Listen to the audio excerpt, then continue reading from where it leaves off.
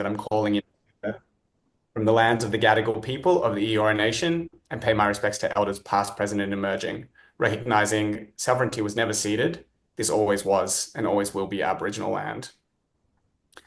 We're very fortunate to have such esteemed panelists and a moderator this evening. We're really excited to introduce them and to let you have a fascinating conversation tonight.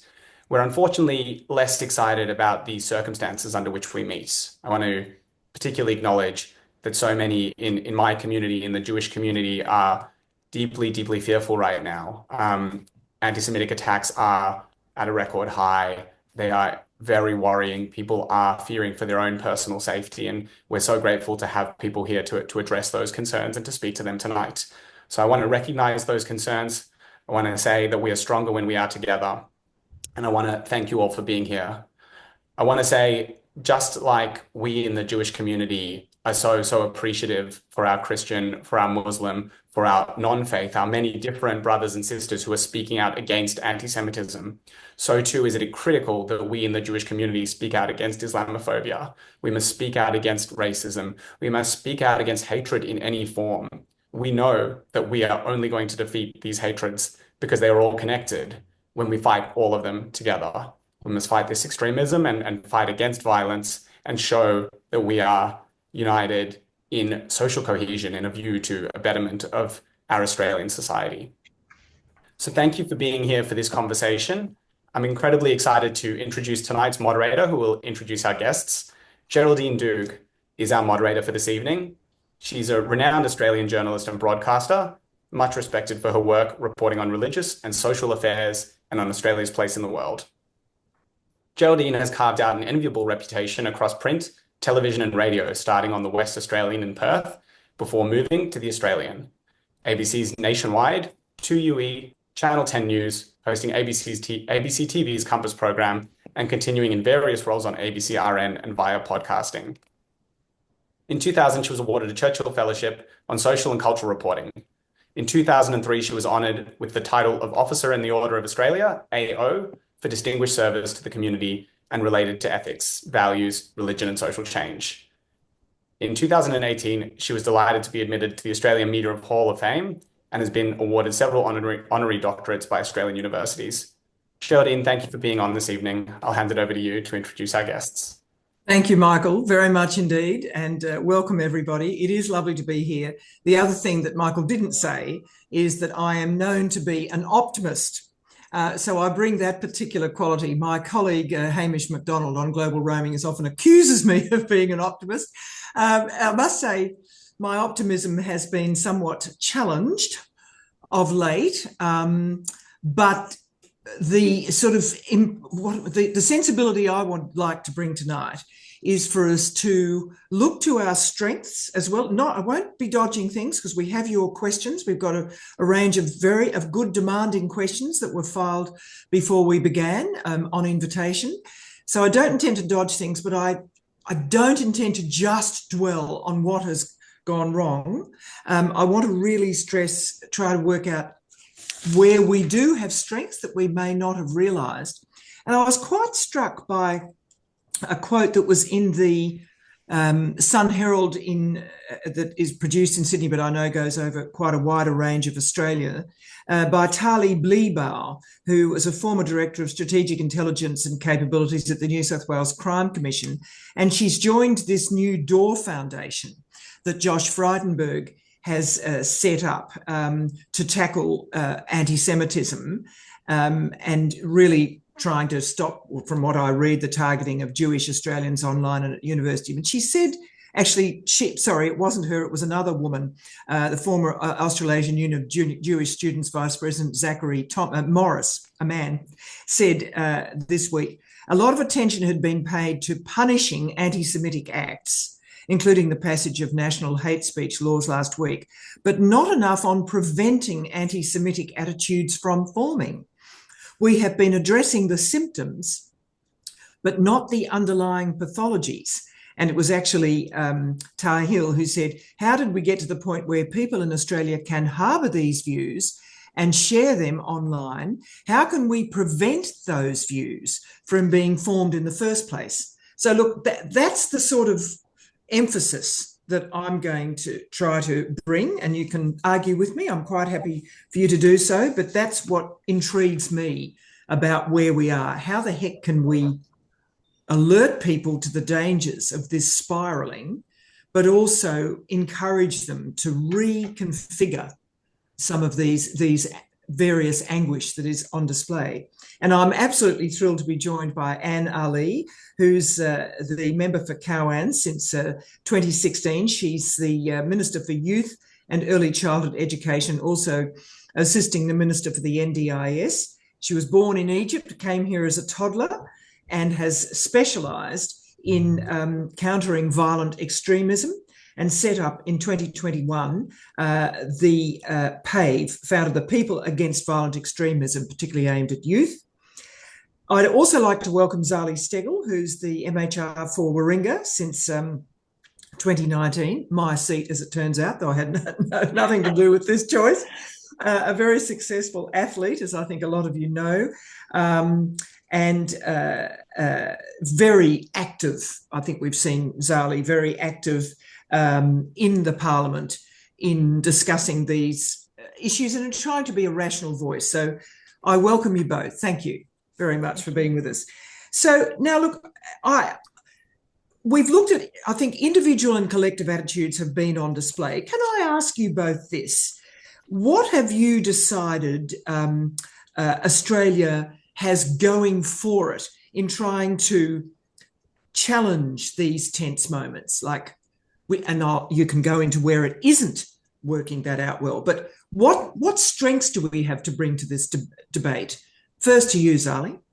Okay, well, thank you, Geraldine, and welcome everyone. This is a really important conversation to be having, because I know so many people are incredibly distressed and worried in our communities. And so it's really important. And I think that feeds into the answer to this question, Geraldine, is that we talk about it and we address it. I think that's one of our strengths as a country.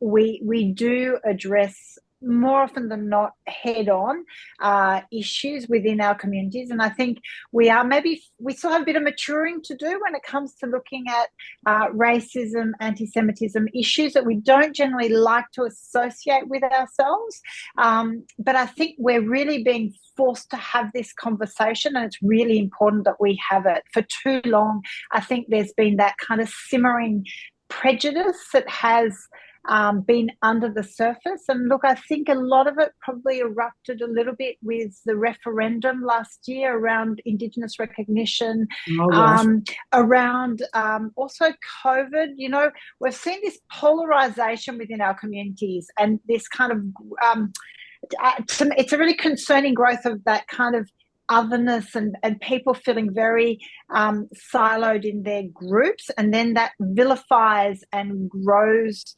that simmering prejudice, and we're really seeing it erupt now with the rise of anti-Semitism, but historically we've had it also in other areas. So I think our strength is that we have, as a fairly young democracy, we're capable of calling it out. We're frank-spoken, I think, as a nation. We can do this. But I think it's also our Achilles heel that we haven't really acknowledged racism and underlying prejudice, especially religious prejudice. Sorry, that's probably not a word. Religious prejudice. We haven't called it out clearly enough for some time. Well, of course, it was rampant in the earlier part of the last century between the Catholics and the Protestants, and it was most definitely vivid and very blunt. And it was, but it was all, it was white, of course. It was all within the white. It was like a civil war within the white communities, I suppose. So, I mean, we have been here before, and we did move beyond it. Maybe this is new language, new repertoire required now. I'll just ask you that finally before I go to Anne.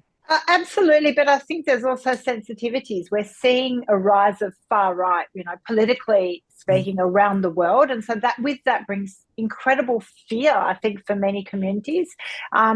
During COVID and lockdowns, we saw protests, like in Victoria, where you saw the rise of the use of the Nazi symbol, and so these are all things that are incredibly challenging, I think, for the community. And then obviously with foreign conflicts has brought incredible distress locally. And now the rise of anti-Semitism is really challenging and really has to be addressed. And I do agree with that statement you started with, which is we can look at the tough measures from a dealing with the symptoms, but we need to look to the underlying cause to make sure we really genuinely address it. And Anne, what would you, as a specialist in this area, what strengths do we bring? Where are we wanting? So, first of all, thank you for this great panel, and it's a great opportunity to harness some of the strengths that we have, and I'll get to those in a minute. But I do want to start by saying a few years ago I wrote an article, and the article was called Tomorrow's Villains, and it basically charted the simmering tensions and racism in Australian society going way, way back.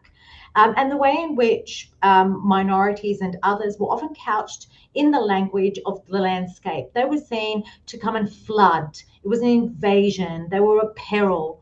And that throughout the years, the villain in this changed.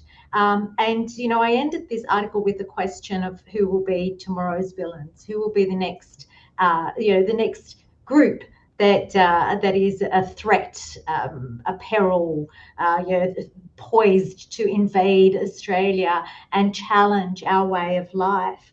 So I want to say that there is this kind of deep vein of racism that throbs through the heart of Australia and occasionally raises its ugly head with simmering tensions that we've never actually addressed in the history of this country. Our social cohesion remains quite fragile and something that we consistently need to monitor.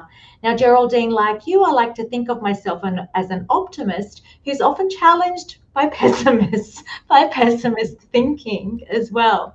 But I do see optimism, and you asked me about where our strengths are here, and our strengths are our people. Our strengths are our people and our people-to-people connections. Now, when you look at social cohesion, it's often a term that's spoken about a lot. But when you look at the definition of social cohesion, and I use here, I think it's the OECD definition of social cohesion, it has three components to it. One component is trust between people. The other is trust between people and the institutions that govern them. And the third is social capital. But that trust between people is I think one of our greatest strengths here in Australia.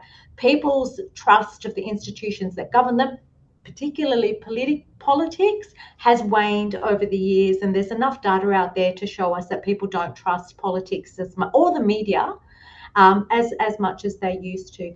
But people-to-people trust, I think, is one of our greatest strengths.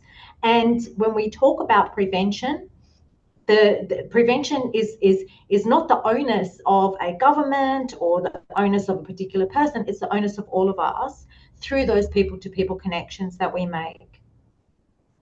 And do you actually feel that the past few weeks, well, it's more than a few weeks now, have changed the Australian community or its sense of itself? Yes. I think it's challenged and it's put up a mirror to the Australian community a bit about, you know, how much do we actually tolerate racism? You know, it's got us questioning how much do we actually tolerate racism when we're seeing these things, you know, play out in front of our eyes. What kind, and we should be questioning what kind of a society are we that it gets to this point. So I think I see, you know, the optimist in me sees this as an opportunity to finally confront racism in all its forms, and an opportunity to build that social cohesion, that trust between people. But it takes a concerted effort, and it takes people who are willing to put their head above the parapet and to speak out against it. I'll tell you this, Geraldine, every single time that I spoke out against far-right extremism, I got death threats, hate mail, and I had to be escorted to and from my car. This was when I was working at the university as a researcher who had the empirical evidence, had to be escorted to and from my car. Okay? So yeah, I think what we're seeing now, yes, it's horrific, but can we also use it as an opportunity? Can we use it as an opportunity to build those people-to-people connections that are the fabric of social cohesion, what weaves together and creates that mesh of social cohesion? Yes, it's interesting because I would have thought, Zali, that really it's the opportunity to take note of whether there is sufficient understanding of what's underway with this extraordinary dramas that we're living through in world events. People have got a right to be frightened. I think I'm frightened in a whole lot of ways. It's what you do with your fear, I would suggest to you. And so I don't think people ought to be criticised for being frightened. It's what are the sort of sanctions that apply in multicultural societies in particular, with soft underbellies, I would have thought. In fact, I think we do very well in a whole lot of ways. But maybe there are some new codes, sort of some new principles that need to apply. I wonder if you've thought about that. Well, yeah, well, look, I definitely agree that there's definitely never a question of questioning people's fear. Fear is very real within members of our community. I've had members write to me, you know, obviously with their children frightened of going to school, and the rise in the violence of incidents has been incredibly challenging. I guess the question is, how do we address it? In terms of, there's always that, it's that question of the blame, or what's the cause, or what's the underlying cause. And it's, I think it is fear. It is also always trying to, I guess, take advantage. You know, there's a lot of distress in our communities. As you mentioned, we've got a lot going on worldwide, and that infiltrates within our communities, and then that has an impact, and people on various ends of belief, or sort of, guess, concerns of conflicts, have exacerbated that level of genuine distress within our communities. And that is dangerous, which are, as a representative, we've been briefed a number of times by ASIO and others around that need as leaders to really monitor our language, make sure we're not inflaming the situation. You know, it's always, it's very, you know, looking to blame others, or to who is blaming or responsible, rather than really looking at root causes. But also, socially, we have to acknowledge or recognise there's a really dangerous trend happening. And we were briefed again from Asia around the increasing radicalisation of youth, and the rising level of concern around that. And it is not always linked to, I guess, religious radicalisation. It is actually social radicalisation that's occurring mostly with young men, around a rejection of usual order. You know, there's a lot of elements to it, but it's at a level that they've not seen before. And so it leads to a higher level of violence, or a higher level of, you know, these incidents are so much more extreme than what we would hope would be visible within our community. Like, this is just not the Australia we want to have. So the normal restraints that we would have expected aren't working. Well, I think Australia, as one of the most successful multicultural nations, we have an incredible amount of diversity in Australia. We have incredible communities. You know, we are a land of opportunity for many, with an underlying problem. As I said, you know, we don't recognise our first Australians, so we have an underlying scar to our nation, I do believe.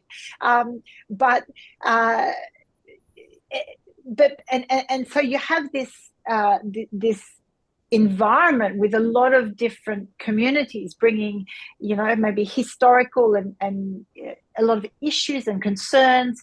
And so we have to be very mindful of that and make sure there's room for everyone to express their distress, their happiness or unhappiness about what's happening, without always turning to blame or looking at, just for me, I've found it incredibly challenging, Geraldine, I've got to say, as a member of parliament. It's been a really difficult time these last 2 years to navigate the distress in our community, and how do we keep us together, because ultimately the extreme views win if we become if we lose our unity within the community. Yeah, that Timothy Snyder, that American thinker who's written about tyranny that arrives, sort of autocracy that arrives, and he says the major problem is preemptively buckling. You're making sure that you stay on course is one of, in your own little way, just staying on course and not giving in. Yeah, and what's been really interesting is I've had members of our community, Jewish Australians of our community, really caught in how to manage or how to have their voice recognised within extreme concern and distress around world events, as well as concern around safety and anti-Semitism. And for them to have their legitimate voice heard, they've also found that really difficult, and then of course we've had the very loud other voices as well. So it has been an incredibly challenging time, but I'm an optimist as well. I think we all can grow from that, as long as we're taking the necessary safety steps. And I've been a bit surprised, I'll be perfectly honest, that I haven't heard more real use of Australian iconography in our history, almost saying to people quite invitingly, when you come here, whoever you are, my relatives came from Ireland, you leave those implacable, unsolved issues that you left at home, and you would join a different type of conversation in this new democracy as opposed to an ancient land. And this is the great compact, really high-flown rhetorical language. This is the glittering prize on offer in Australia. We haven't heard that sort of invitation. I don't understand why not. Yeah, I hear what you're saying there, Geraldine. And, obviously I'm a migrant, first generation migrant, and was very much raised in that way by my parents as well. And, we were raised to have, of course, we had a lot of pride in our history and our culture and our traditions. And, I still say, Egyptian blood runs through my veins. I was born, wasn't born in Australia, but I'm certainly born of Australia. And I think that what I find quite interesting is you have young people who are third or fourth generation. I'm first generation, but you have young people who are third or fourth generation who are particularly involved in conflicts that are happening overseas, and that is impacting on them in Australia. Now, I don't quite understand it. I've thought about it. I've given a lot of thought, Geraldine, because for me, once my parents made Australia home, Australia was home.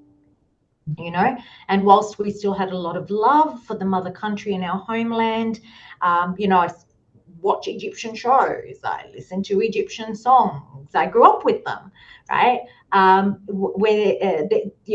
My interests and my focus are in a future in Australia for my children, my grandchildren, hopefully one day, who knows, great-grandchildren and so forth. So I find that quite interesting.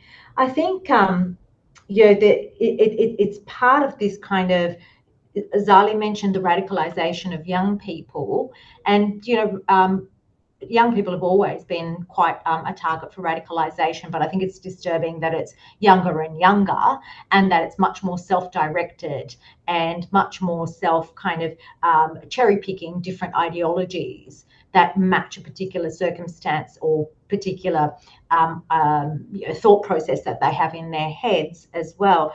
So there needs to be a lot of focus on the youth And how are youth identifying themselves? Where is their identity here? Particularly for young people who may be third, fourth, fifth generation, or second or third. Well, maybe there are major identity issues. Maybe that's what we should get to, which are complicated, or, could do with Andrew Tate, for instance. I mean, if it's young men, it may have nothing to do with, whole formation of self. I do believe there are very complicated identity issues. And, your teenage years are those critical years where you're trying to figure out your place in the world and who you are and what your identity is. And group belonging is huge for you as a young person. Who do I belong to? Which group? Wanting what we call ontological security, the security that you get from being part of a bigger group, part of something. And so young people are finding ontological security through these, echo chambers and rabbit holes that they're going down, largely facilitated by social media and the internet, largely self-directed, and it's dangerous, and it's a worrying trend. So how do we get, what is ASIO, what you can say, Zali? I mean, this is very interesting, I think. Maybe we are getting closer to causes. How does one deal with the social media inflammation? Well, that is a big one. Look, I guess my colleague Zoe Daniel has put forward a duty of care private members bill around social media platforms, where really to get behind, pull back the curtain on social media platforms and the algorithm, right? The algorithm is the most dangerous element because they provide this self-feeding kind of system where harm is increased and emphasized, and there's no objectivity at the information people are then exposed to. So I think we are desperately needing some guardrails around social media, and with all respect to Anne, we have not even begun to touch the surface with the steps the government did around age limits to social media and those kind of things. It really has to be around the harm and so needing the guardrails when it comes to social media platforms and the information, because we are a global world where people are having access more than any other generation to so much influence from other countries and information, and things are distorted, right? Facts are distorted so easily. Images are distorted from incidents, from overseas conflicts. We know, and yet an image can inflame and really drive impressions, and especially impressionable young minds as well. And so that, leads to the blaming, the ostracizing, the discrimination. And so it's a real pressure cooker that then comes out socially in these kind of, you just would not have thought that we would see this kind of blow up of anti-Semitism, these kind of real domestic terrorism. When you look at, the synagogue fire, the kind of incidents we've had of late. This is domestic terrorism that just have no place in our society. But we have had other incidents of this kind of nature before, but maybe they haven't been as amplified by social media as they can now be. So that's why it's so important to have the guardrails, and I think it must be a real priority of government after this election, whoever is in government, to focus on this, because it is incredibly dangerous. And then it's also, ultimately from the briefings we've had, is around that responsibility you have to take in relation to these issues. There has to be some issues that are above politics, right? There has to be, when it comes to safety and cohesion within our communities, must be above politics. But I would argue we haven't seen that in the last few years. So you mean and you're implying bipartisanship must enter the picture? I would say multi-partisanship, Geraldine. Well, quite. Okay. Sorry, Zali. This isn't just about, the views from, I really feel there has to be issues of overall cohesion and safety that must be above politics, but I don't think that's the case. I think we are seeing the politicization of distress and discrimination, and to me that is incredibly dangerous for us as a country. Yes, a couple of things strike me so that sort of question of, that's the assumption you're making is there are some things that can spiral out of control. Now, that's not necessarily being accepted as widely as I thought it was, the notion that things can spiral and therefore you take more care. But as you're speaking, I was thinking, that maybe we need really clever sort of behaviour change programs, almost like we've had with road safety, in terms of the way people use social media to think about how they change while watching. And that whole business of learning how to hold yourself together as a person who might be being heavily influenced and not descend into something that you actually come to loathe, look of yourself. I wonder if the people are starting to think cleverly about that sort of response. Absolutely, but I think language matters, right? Language matters of what words you use to describe situations. Respect, the lack of respect we have in some areas of society, and we see it across so many issues. And what starts with a lack of respect leads to greater levels of violence until ultimately they are outright acts of domestic terrorism, right? So we need to go all the way back to the source of language and respect and understanding. I mean, we always talk about seek to understand before being understood, of being willing to listen to. All areas of our communities aren't going to agree on everything, but at least having the respect to having the conversation. Yeah. But sometimes it's incredibly hard to do that. See, Anne, I just got today across my email from the Australian National Imams Council, ANIC, alerting me to what they called as the heinous and barbaric attacks on 2 Muslim women at the Epping Shopping Centre in Victoria. And they thought there was a terrible escalation of Islamophobic violence targeted at innocent people. And they wanted to make sure that in all the discussion about anti-Semitism, that some of the other examples of lack of respect, to say the very least, weren't overlooked. So I just wonder, so then you start to sort of be a dueling victims.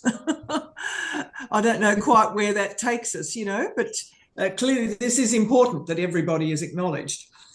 Well, I'll say this. I met with my local Jewish community here, and they spoke to me very frankly about the fear that they felt and some of the things that they've experienced. This is in Perth? In Perth. Mm. And it reminded me of after Christchurch. Oh, right. And my faith community, Muslims were fearful to go to their place of worship. And it reminded me of after 9/11, when, Muslim women were fearful of being seen in public wearing their hijab. And it reminded me of being a young mother to teenage boys, begging them not to run through the train station with their backpacks after the London bombings. So, and to use my own experience and the experience of my community to have empathy for Jewish Australians, I think is not an unextraordinary thing. I think it's something that you expect, that people who have been through something have empathy for those who are going through it now. And so whilst I think that we should be tackling all forms of racism and all forms of radicalization and the different drivers of that, there are times when we need to acknowledge that there is a section of the community that is feeling fear, feeling pain, feeling hurt, and that we have the capacity to empathize with that section of the community and stand up for that section of the community in the same way that we would want people to empathize and stand with us. Even if you don't have a natural affinity, you're saying, even if you don't have a natural affinity with that group. Well, that's the issue. Why wouldn't I have a natural affinity with another faith group? We're all part of, Christians, Muslims, Jews. We're all the Abrahamic faiths. We have an affinity through the connection of our monotheism, our monotheistic religions and Abrahamic faith. So there is an affinity that exists there. What I'm saying is that we should be able to draw on our own experiences and say, I understand because this happened to us as well, and I don't want it to happen to you. I don't want the things that I went through, or my family went through, or my children went through. I don't want Jewish Australians to go through that. I don't want that for them. So if I don't want that for me, then I shouldn't want that for anyone else. I think it's also, sorry, Geraldine, it's really, we've got to be also very mindful. This is not a reciprocal situation where we know there is all forms of racism in Australia, right? I mean, even calling it out became controversial for me. But the question, just because I think it's important not to legitimize one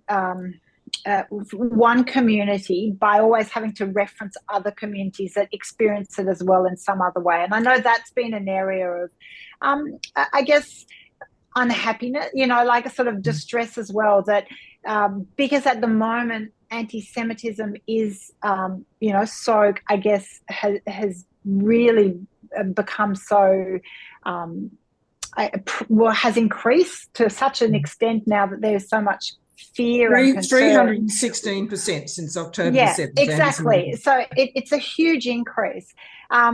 It does not diminish that there's been other racism and other incidents, but I think always trying to create an equivalent or having both at the same, mentioning all forms of racism at the same time, then creates a sense of is the Jewish community's concern only legitimised if it can be also made relevant with other forms of racism that have occurred. And it's not to diminish any of the other racism that I'm sure Muslim community have experienced, what Anne was just sharing.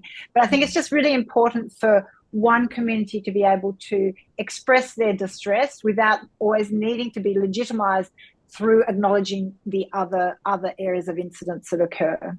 Yes, like we did. Well, I'm going to go to questions now, but we did have a question. The Lebanese community has written an open letter asking that incidents of Islamophobia not be ignored in the focus on anti-Semitism. How do we ensure that we focus on all incidents of this kind of racism post-October the 23 while maintaining a key focus on the anti-Semitic incidents that appear to be at a level of violence and malice we've rarely seen in Australia in modern times? So I suppose it's a pretty good overview question, I think, that, Anne. It's maintaining joint, focuses, which is what I think is particularly interesting in terms of things being above politics, maybe, and the language used. I'll just go to another question. Does the overlap between anti-Semitism and anti-Zionism contribute to increasing social tensions? Now, what are your thoughts about that, Anne? Yeah, I often hear people putting forth the argument that anti-Zionism is not anti-Semitism.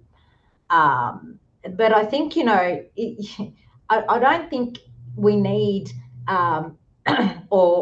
it takes a lot to recognize rampant Jew hatred when you see it.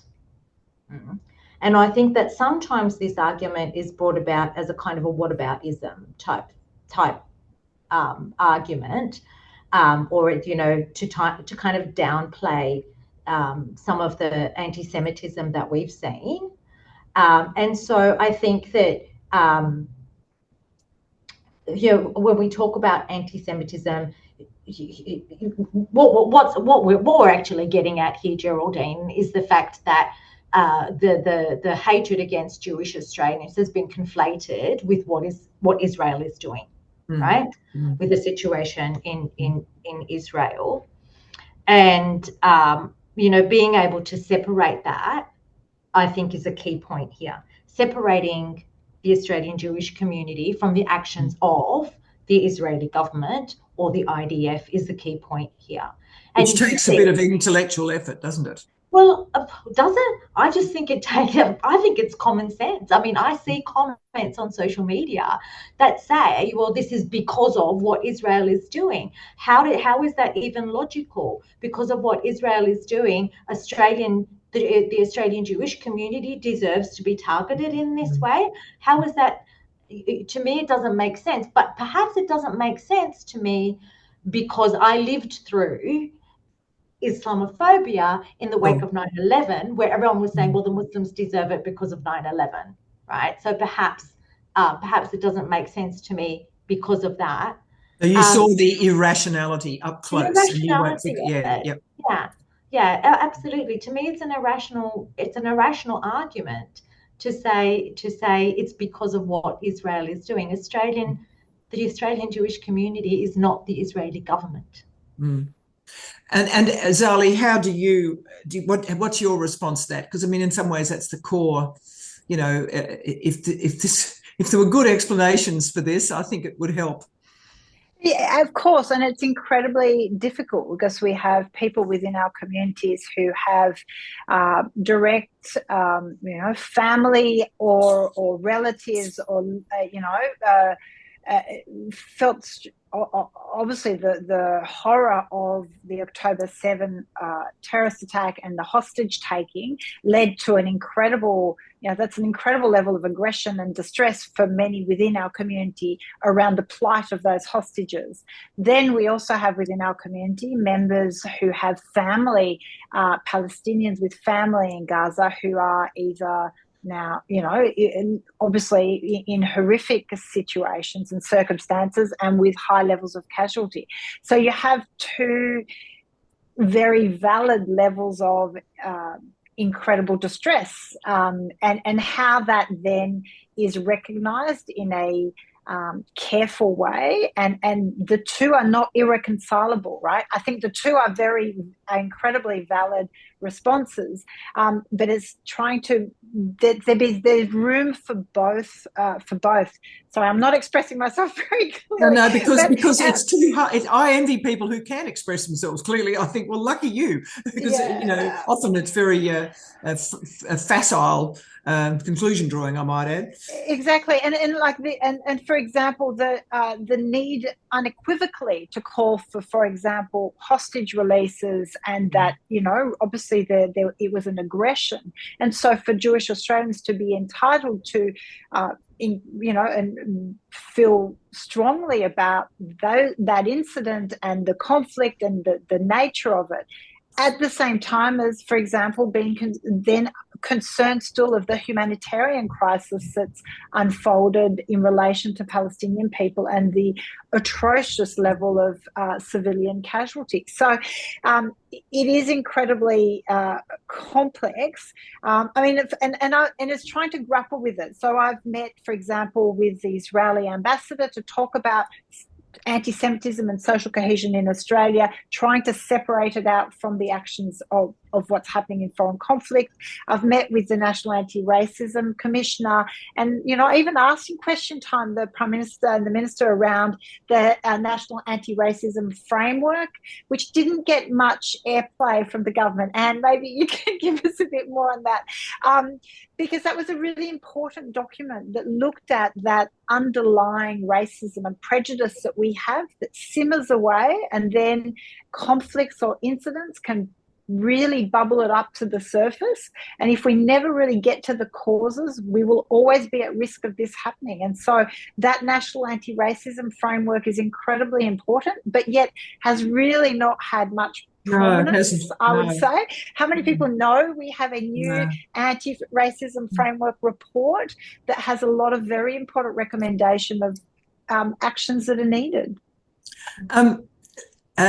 Before I go to Anne, Parnell Palme McGuinness wrote quite an interesting column in the Sun Herald yesterday, having spoken about when she lived in Berlin years ago and actually moved to the pretty challenged parts of Berlin and found herself in groups that she may not have necessarily lived among if she was living in Australia. And she she was saying, the very interesting challenge, I think, Anne Ali, we're lucky, she wrote, that social media is bringing issues that were once hidden to the surface. Australia's vast expanses make accidentally stumbling across a culture clash that might shock you less likely. And that actually what we may have seen with this ghastly discussion about the nurses is a huge shock, but in its own way, useful as a sort of a reminder, a catalyst for us to actually have a broader discussion about language, about what should be beyond the pale, about, restraint, etc. I wonder what you think about that. I think it's kind of like what you said earlier, Geraldine, about, it's what you do with fear, right? Because the fear response either holds you in, renders you unable to move, or it pushes you into action. So it's kind of like can we use this as a catalyst? Can we use this as a catalyst and a reminder and a point of discussion and a way in which we can talk about that underlying simmering racism and how did we get here? Well, we've been here, right? How did Australia get to where we are? Well, we've been where we are before, but it's been different groups, and so here we are now. Can this be the last? Can we now put a red line here and go enough, right? I think, and I think it is that. I do think, though, that the media has a huge role to play here. And I know, Zali, we talk about like multi-partisanship on this, but the media undermines that so much.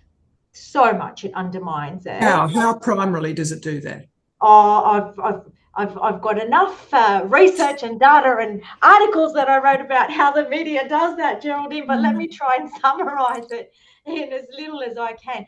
Even the placing of articles next to each other, the pictures next to each other, the way in which the language that the media uses, this abhorrent thing that the Daily Telegraph went and did, where they sent out these journalists with the cameras to Cairo Cafe. Why would you do? Why would anyone do that?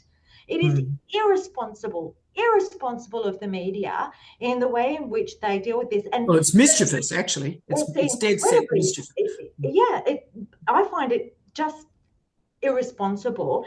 And when we talk about the Muslim community, the LMA you mentioned as well, the grievance that I'm hearing from the Muslim community is that the reporting in the media is imbalanced. Right, that there is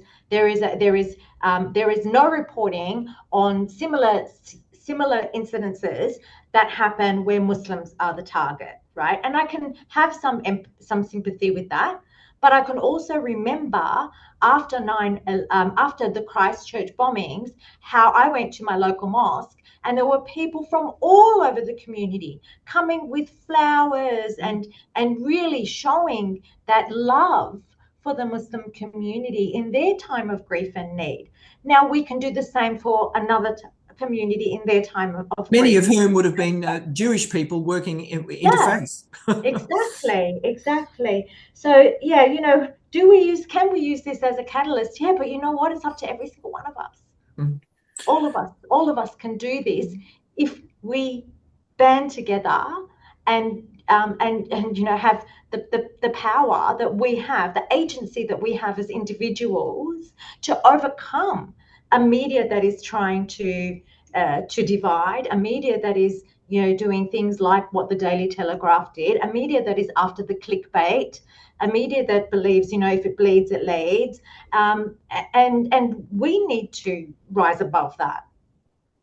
Let me just look at the first question that came through, and it goes back to where we've been, but how do we deal with social media, particularly TikTok, was the questioner, as a weapon for amplification of misinformation, hate speech, and antisocial behaviour?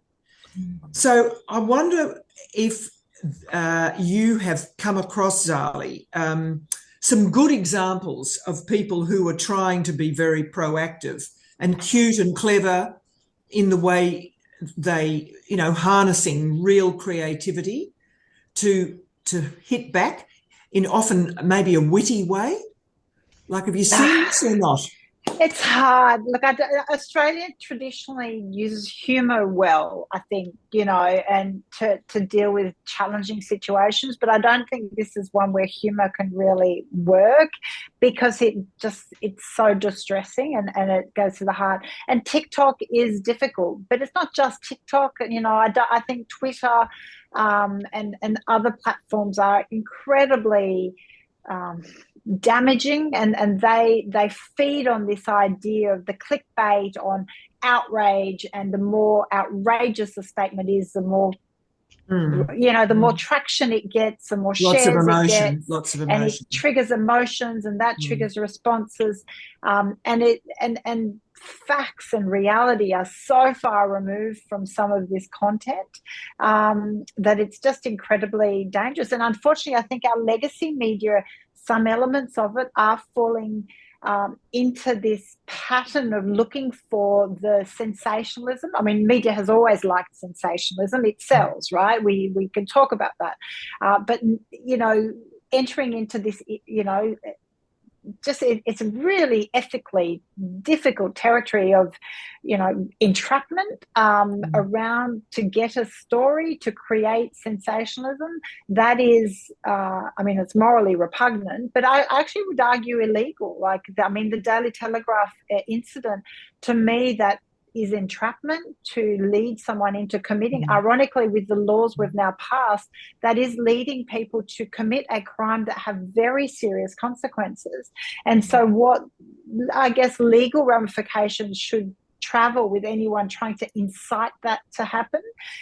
There should be responsibility for that as well. So I agree. I think the media carries a huge responsibility, and the media now encompasses all our social media platforms, TikTok and Twitter and all of that, where we see the growth of hate and misinformation really grow. And that comes back to that duty of care. We need to pull back the curtain on the algorithm and how that works, the silo it creates, a self kind of fulfilling silo of misinformation and hate, which is just so incredibly dangerous. Do no harm. I mean, I don't see why that couldn't be applied to the media. If it's applied to medicine, I can't see why it can't be. That's tricky. I understand more than anybody. Yes, Anne. I just want to make a point here about the social media, because all the kind of what we talk about online radicalization starts with particular behavior, and that behavior is seeking behavior, right? So you imagine what behavior? Seeking, right? So there's a progression of behaviors that starts with seeking. So someone has a question, what do? You Google it, right? And then depending on the algorithms that come back to you, you'll get different answers, different responses. Now, not everyone will go from being a seeker and progress through the different online behaviors to an actor, to someone who is fully radicalized and ready to commit. In fact, it's quite unusual, isn't it? Quite unusual. It is, and it's not a linear progression either. People come in and out. But what we do is, if you start with that seeking behavior and you have a question, say about, something that a white supremacist group said, or something that Andrew Tate said, or whatever, and you Google that, okay? So if you have the content that comes at you is only one-sided, you are more likely to go down that little rabbit path, that little rabbit hole of radicalization, and progress down through those behaviors to acting behavior. One of the things that we can do in this space is to get young people to be content creators, and then work on the algorithms that when somebody Googles something about migrants, or about Jewish Australians, or about Muslims, or about any point at which is an entry point into a radicalizing narrative, that there is an alternative narrative for them. Precisely. And so this was work that like some of the social media platforms were actually quite active in this space, in training and funding young content creators to create material and content that challenged online hate, that challenged the kinds of ideological statements and content that was coming out of some of the far right, or some of the more radical ideological groups that were forming online. Good. Well, that's exactly what I wanted to hear. and I really believe these sorts of proactive, constructive suggestions that look small but actually could have outsized impacts where we ought to go. And because we've got to stop. But that, and all the work that I have done over the years when I was working on Life Matters, and we had earlier iterations of, in the 90s and so on, of terrorism, the move for a person, so that a person could do lots of hate speech, but the move to actually become active was a huge psychological decision. And that was your point of entry to that young man, usually a man. And that was exactly where the police, people like the AFP and ASIO were working, which I always felt was very good to know about. All right, look, I know I'm being given the wind up. That was, I hope everybody agrees. I think that was a very rewarding conversation. I'm sorry I didn't get to all the questions, so I got to most in one way or the other. So can I thank NIF and for convening this conversation, and thank you to you so much, Zali, Steggal and Anne Ali. Thank you. Can I just ask something really quick? I'm sorry, I hate to have it. Look, one of the things, though, around the rise of graffiti around anti-Semitism is most local governments have policies around having it taken down within 24 hours. And so if I could encourage everyone within all our communities, when you see that kind of graffiti and hate speech, to please report it as soon as possible so it can be taken down. The best action we can have as a community around all this is not to be silent bystanders, but to call it out really quickly. Sorry, I just had to put that plug out there. People have to take their own action. Okay. Thanks again, everybody, and for everybody who's joined in. I really appreciate it. Bye-bye. See you later.